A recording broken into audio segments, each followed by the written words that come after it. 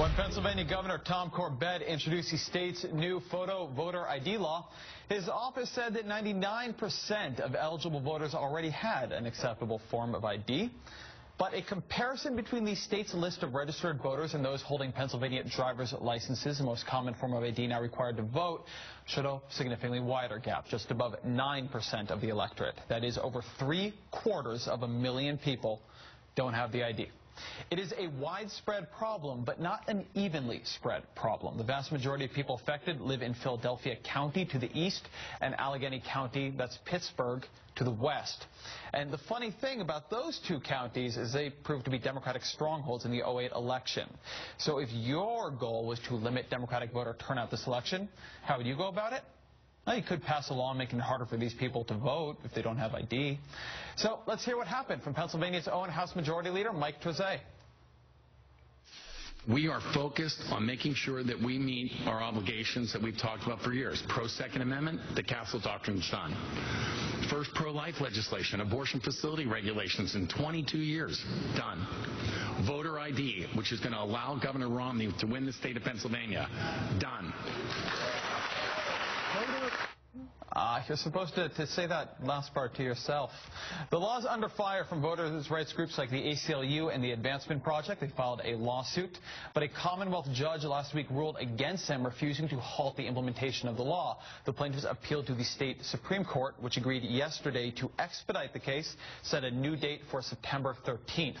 Meanwhile, the department has taken a hard look at the law's constitutionality, and just this week, Governor Corbett's administration blasted the DOJ for prying where they say it has no business.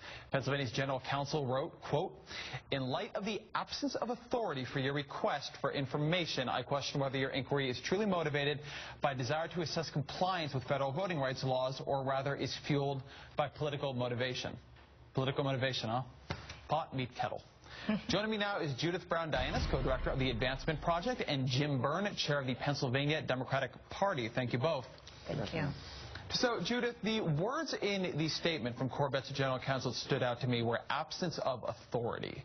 What authority does the DOJ have here, or is Pennsylvania right and they don't? It's not their jurisdiction. Right. Well, clearly, I mean, the state of Pennsylvania has a lot of nerve talking about partisan politics behind the motivation. Actually, the Department of Justice has the authority under the Voting Rights Act of 1965.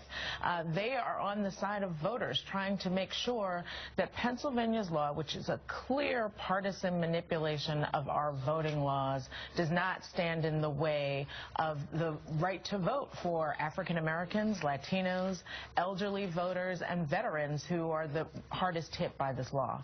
Now, Jim, let's say the legal challenges don't work. What sort of preparations has your organization made to, for one thing, make sure people know about it? I mean, I assume almost everybody watches hardball, but there might be some who've actually slipped through our cracks.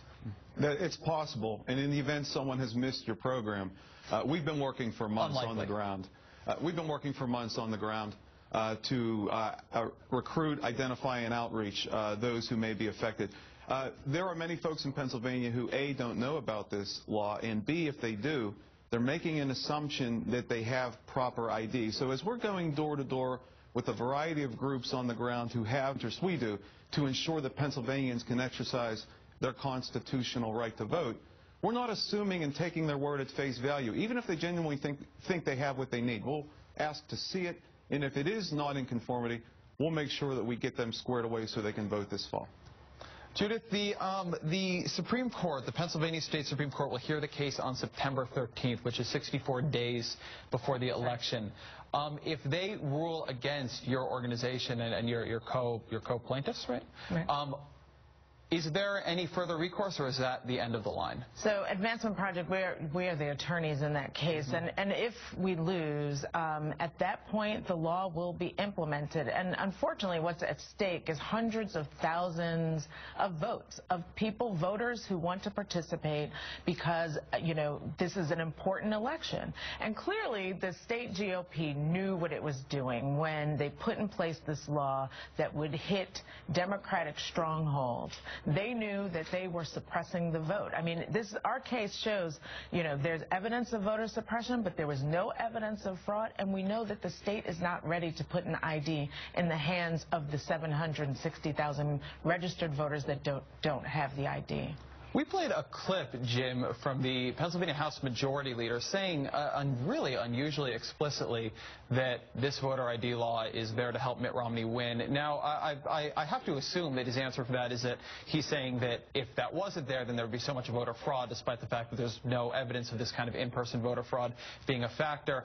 But has that statement captured on video as it's been much of an earthquake in Pennsylvania, or has it mainly been written off? Because every time I see it, and I've seen it a number of times now, I'm kind of shocked.